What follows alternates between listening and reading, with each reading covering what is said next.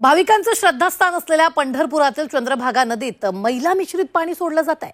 नदीत मैला मिश्रित पाणी सोडल्यामुळे नदी काठातील नागरिकांचं आरोग्य धोक्यात आलेलं आहे आणि हे दूषित पाणी गोपाळपूर इथून सोडण्यात येत असून पाण्यामुळे नागरिकांच्या आरोग्यावर परिणाम होतोय।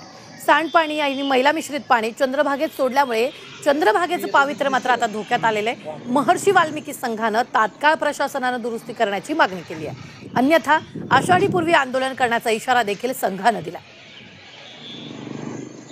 मग सोलापूर पर्यंत जाणाऱ्या कमीत कमी 20 लाख लोकांना ड्रेनेजचं मैला मिश्रित पाणी पाजण्याचं काम ही पंढरपूरची नगरपालिका करते। आता येणारी आषाढी वारी आहे, आषाढी वारीमध्ये अनेक भाविकाच्या आरोग्याला ह्याच्यामुळे धोका निर्माण होऊ शकतो।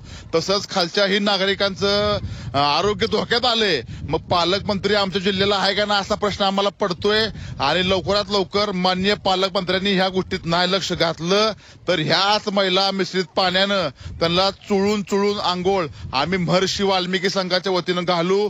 कायदा सुव्यवस्था बिघडली तर ह्याची सगळी जबाबदारी पंढरपूर नगरपालिकेची राहील।